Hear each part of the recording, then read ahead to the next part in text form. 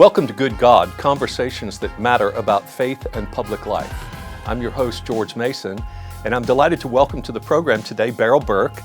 Beril is the Executive Director of the Dialogue Institute of Dallas. Beril, we're glad to have you here. Very happy to be here. Thank you for hosting me here. Well, Beril, I have had a wonderful relationship with the Dialogue Institute for many years now when I was the pastor of Wilshire Baptist Church. But even through Faith Commons, my interfaith organization, we've continued to have a relationship. And I think people would love to know more about the Dialogue Institute of Dallas. So tell us what you do in the Dialogue Institute. Yes, of course. First of all, I'd like to say that we are so grateful for your support, for your partnership, and for the support and our partnership with all our community partners, local organizations.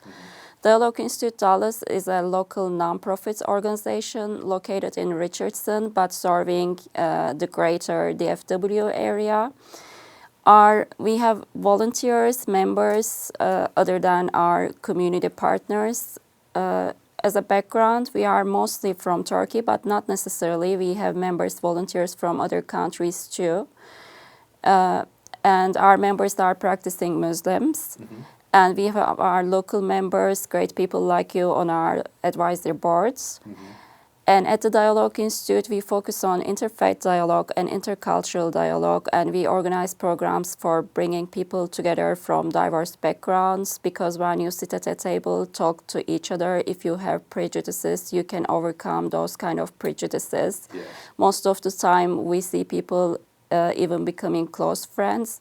So I think those kind of events help for a lasting, long-time peace. It's also about peace building. Yes. But it's not just about that. Serving to the community is also part of our faith. So we have subcommittees like our Serve Together committee. They adopted a shelter and they cook and serve food every first Wednesday. Yes. Of each month. And because Ramadan is also a charity month for us, we are trying to do those kind of services, especially during Ramadan. Yeah. And other than Ramadan, we also organize food drives, blood drives, clothing drives, yes. These kind of services too. Wonderful. Well, when you say services, I think our listening audience would be very interested to know how this is part of a larger movement that is rooted in service. It's called the Hizmet movement, Hizmet, and Hizmet means service, right? Yes, that's correct. Hizmet movement originated in Turkey in the late 20th century, inspired by Fethullah Gülen, who passed away here recently in October 2024. It's also known as Gulen movement too. And it's a grassroots activity which first started as educational volunteerism and about serving to the community and interfaith dialogue.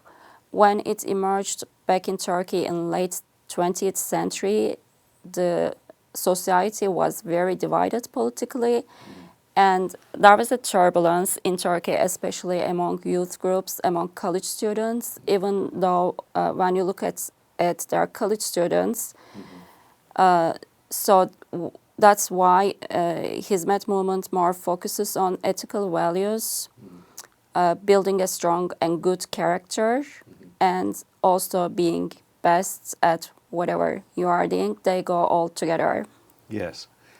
Well, and I've had the opportunity to know you for many years, your organization, not necessarily you personally, but for the last few years, you personally. And it's been a beautiful relationship, a way for me to be able to see into your Muslim community and how you understand your faith and its engagement in society. I think many people in the U.S. don't understand the diversity that exists in Islam. And this is traditional Islam, but it's a movement within that interprets your faith, right, in a way that focuses on these values that you're talking about. Yes, exactly. The movement is based on Islamic principles, and among those principles, being compassionate, being well educated, values like these are important for us, and we focus on these values because actually when we look at Prophet Muhammad's life, peace be upon him, we can see that he also interacted with many different communities, and especially coming together around food, around a table. That's a great way to connect with people. And we are so thankful for your friendship, for your partnership, for your support. Well, you're very welcome. It's always been a delight. Now, we are in Ramadan now, and this is a time of fasting during daylight hours Yes. and spiritual reflection. So tell everyone a little more about the practice of Ramadan and how you interact with the community during Ramadan. Of course. As you know, Ramadan is the 9th month of Islamic calendar, and it is a special place because we believe that Holy Quran was revealed to Prophet Muhammad, peace be upon him, during that time. So it's a practice where we fast from dawn to dusk. We abstain from food and drinking, including drinking water, but also from some kind of physical activities. And it's also about spiritual reflection. It's about self-discipline. Especially during that time, we are trying to get closer to God by reciting Quran more. There are long night prayers done only during Ramadan. At normal times, a believer should also be careful about not backbiting, not talking behind people, not getting angry easily. But during Ramadan, those values gain more importance. And the aim is to continue this situation after Ramadan too. And Ramadan is also a community time where we come together with different members of community. During Ramadan, we invite our friends, our relatives, our further families to come together to sit around the table, break our bread together, invite people in need to our tables or serve them during Ramadan. That's why during Ramadan, we at the Dialogue Institute organize those interfaith dinners every year. And we are very thankful and grateful that our interfaith partners are also willing to sit with us at the same table and learn more about Ramadan. Almost every day, we co-host a Ramadan dinner at a different worship place. Yes.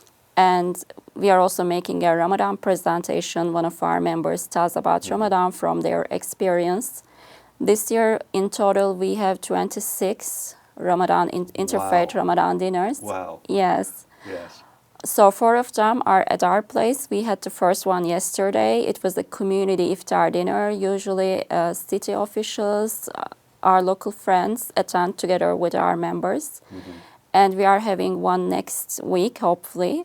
And we are going to have a youth iftar dinner organized for high school and college students so that they can come together with their peers around the table. And we are going to have a Daughters of Abraham Ramadan dinner. Other than that, we have Ramadan dinners with different churches. 2 synagogues, 1 temple will be hosting us too. And we had one with Dallas Police Department this year. Oh, good. And we had one with Richardson Methodist Medical Center this year too. Great. So we are excited about that. They are going well right now. Okay, so I think it's important to talk a little bit about the interfaith aspect of these Ramadan iftar dinners and your movement as well that values interfaith dialogue. Our organization that this Good God podcast is part of is called Faith Commons, and it's Yes. an interfaith organization as well. And it always has struck me that one of the most important gifts of these interfaith relationships is what the theologian Christer Stendahl called holy envy. That when we learn about other religions and see their practices and hear them talk about them, it gives us a reflection on our own faith. We learn even not just about your faith, than another person's faith, but we learn more about our own faith. Correct. And I know, for instance, that in the rhythm of the Christian calendar, there are seasons of fasting before feasting, just as in your tradition. Now, most Christians in the West have not really focused on the fasting and feasting rhythm as much, but that's part of our tradition for spiritual growth as well. I'm curious, Beril, what have you learned through your interfaith relationships? Through my interfaith relationships, I learned that there are a lot of similarities among the practices we are doing. Like there is Lent, Yes. which is very similar to what we are trying to do during Ramadan. Yes. We hosted a group of high school students from Christian belief last week, and they told me that they are going to practice Lent, and we had a chance to talk a lot about what Lent means for them. Yes. And when we were talking, similar to what I say about Ramadan, I'm saying it's the time where we aim to get closer to God. So actually during Lent, they're also aiming, they have the same goal, getting closer to the God. So when you sit people around the table, you can see there are a lot of similarities. Like when they said 40 days, that struck me too, because 40 is an important number at our religious practice too. Yes. So there are a lot of similarities. Wonderful, wonderful. Now, I know that some of these practices are rooted in the rhythm of the Islamic calendar, but you also are engaged in sponsoring things in the community. I had the privilege of attending just last week an art contest awards program that you sponsor in the schools. Tell us more about that. Yes, exactly. Since last year, we have a signature event, an annual art contest for high school students and college students all around DFW. And both last year and this year, we had really good amount of submissions from all around DFW. And last year's topic was the art of living together. And this year's topic was empathy, walking in another's shoes. And categories are drawing, painting, graphic design is one category, and photography and videography is another category. And at the award ceremony, it was great to see the happiness on those students' faces because we recognize them on stage. Everyone can see their artwork. We display their artwork. It's also a chance, an opportunity to come together with people from diverse backgrounds.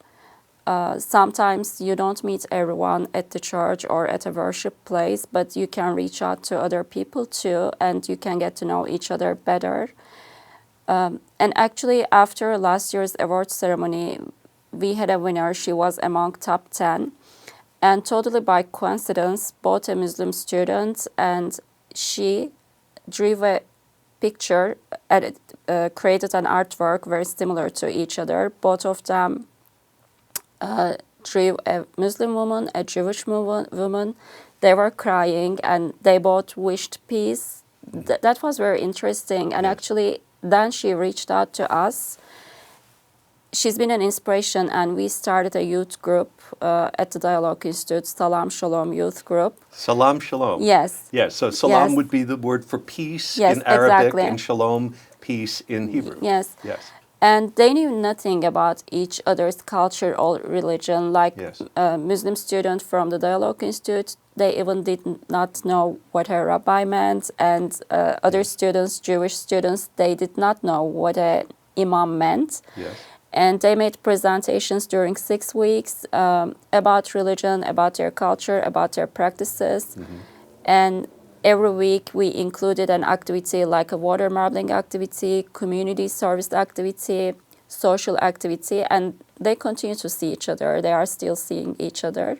Wonderful. So that was a great initiative, started thanks to the art contest, right after the art contest. Well, the theme of empathy this year was beautifully depicted in the artwork and is so Thank important right now, I think, in our country and certainly worldwide, as the whole idea of empathy would be compassion, and that is to try to understand someone else from their point of view, from their experience, and Exactly. to honor it. Exactly. Right? Which, of course, in the conflicts that we're seeing around the world and even in our own country, if we could learn to do that and not simply impose our view on someone else, but listen and learn, it would be a tremendous help. Now, I know that in Turkey, there has been a disappointing to you and your community, a disappointing development in the country where in many ways the current president, Erdogan, has wanted to create more of a homogeneous culture, an interpretation of Islam, of traditional culture and ethics that limit people's diverse expression. And how have you experienced recent times in the U.S. with a similar movement that feels like it's taking place? Does this sort of feel similar in some way as we are struggling politically with diversity today? What I like here is people raising their voices when there's an injustice. They are standing up and they are coming together. But yes, it's concerning whether or not there is going to be polarization. I hope there will be no polarization here. Actually, I had a friend last year. I invited her to my home for a Ramadan dinner, for an iftar. And she told me that, not last year, the previous year, that was, She told me that she was working for an organization which is trying to prevent polarization. So that means that this is happening or just started to happen, and that's really sad. I hope that never happens because there's a beautiful system here, and people like me, there are a lot of people like me who came here, fled from persecution in their country, thanks to that system. I hope we do not replace this with something worse. Right. Me too. Yes. Yeah, there are good people working to prevent polarization. Yes, that's concerning, but I'm hoping that we will not allow this. So you mentioned that you left Turkey and came here due to persecution, and part of that is what I just mentioned about the suspicions of and accusations against the Hizmet movement and whatnot from the current government there. But when you came here, you came as a lawyer in Turkey. Yes. And I know that it took you 3.5 years, but you passed the bar and you are a practicing lawyer now doing immigration law, which of course is part of your own story. And now immigration is becoming ever more difficult here in this country. Tell us how your faith works in your law practice and with immigration. How does all of that connect for you? Okay. This is a difficult question, actually. Yes, I came here. I was a corporate lawyer back in Turkey, but I was also doing litigation. I had intense litigation experience, and I had a really good work. And I had to leave my job and came here and passed the bar exam, and I'm so thankful and grateful for that. So that affects my work positively in the sense of understanding the procedures and going through the procedures, because I went through the same procedures. So when someone comes to me, I know what he or she's going through or about the whole process. Okay. in that sense, when we were talking about empathy, I think I can practice empathy more than any other lawyer, more than many other lawyers in that sense, because I had the same thing. And so I'm trying to help people like me, because I was there, I was in their shoes. So that helps me, and I think that helps them too. Good. So, Beril, what are the biggest challenges that you feel like your community faces here in the U.S. these days?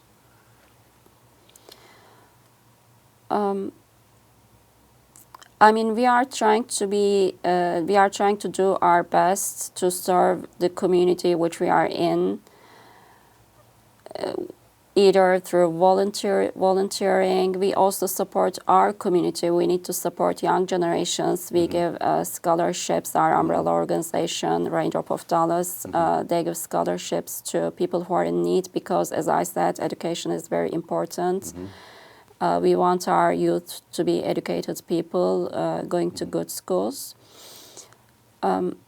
So the challenge would be trying to integrate without being assimilated. And it's possible to do that in the US. It's different than other countries. People like learning about different cultures, and there is a respect towards other cultures. But I think the challenge would be both trying to educate our kids, raise our kids well, and putting a balance in between the activities we are trying to do for the greater community. Yes.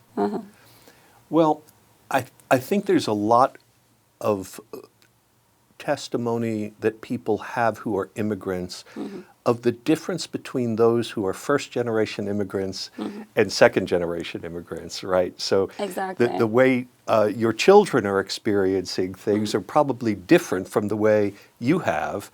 And getting them to be able to maintain connection to their own history and culture, and yet to be comfortable enough in engaging in as Americans now, Yes, right? exactly.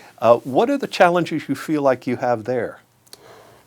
Here, keeping the balance in between those two things are important, because, of course, we want them to be part of the community, to integrate to the community, but we also don't want them to lose their identity, their own principles as regards to religion, their beliefs.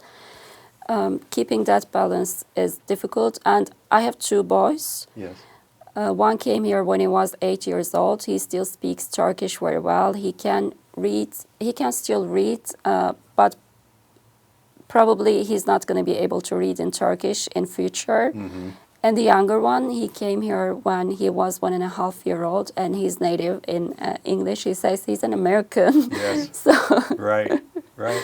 so I have two different. I can see the difference between Yes. them. Two Okay. different children. Very good. Now, Beril, I think a lot of people would be surprised that a woman is leading a Muslim community. Again, this represents the diversity in Islam, right? Exactly. But can you talk about the place of gender and in the Hizmet movement and in your understanding of Islam? Yes, actually, Hizmet movement wants women to be well educated and successful too. And in Islam, women can own their own business, operate their own business, like the wife of Prophet Muhammad, Hazreti Hatice, had a business at that time, and she was very successful.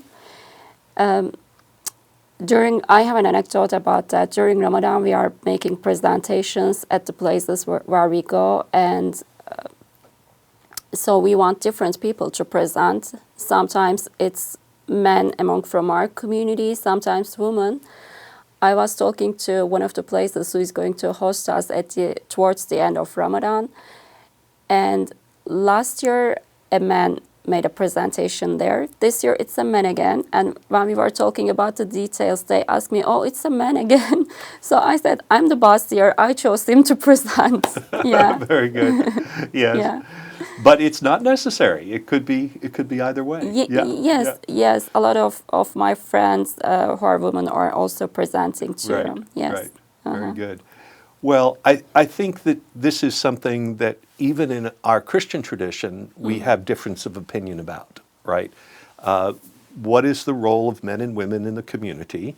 And in some cases, Christians have a very much more male-centric, patriarchal leadership understanding, and in other expressions of Christianity, mine, for instance, it's very equal, and we think women should be able to express and exercise their gifts and wisdom in the community just equally to men. So I'm glad that we had the opportunity to be able to educate some people about that, because I think many people view Islam globally as being limiting of women's experience, and that's not entirely true, right? Yes, I think that's a misunderstanding, and we need to come together to overcome those kind of misunderstandings.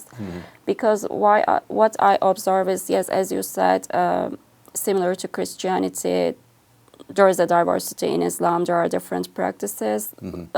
Similar to how it can change in Christianity, it can change from one society to another, one person to another. But yes, in the basics, a woman can lead a foundation, lead a group of people. That's possible. Wonderful. Well, Beril, it's a wonderful opportunity to talk with you and to celebrate your community. I want to recommend to people that they go to your website, which is the Dialogue Institute of Dallas, again, and they can find that easily online. And it's part of this larger Hizmet movement under the rubric of the Rainbow Foundation, right? This is one of the organizations there. And so we look forward to continuing to have a relationship in times to come. And thank you for all that you contribute to our community and to our interfaith relationships. Of course. Thank you so much for hosting me here. Exactly, they can go to our website, which is dialoguedallas.org. Yes, and it's under the Rainbow Foundation of Dallas. So happy to be here. Thank you for hosting me. Thank you.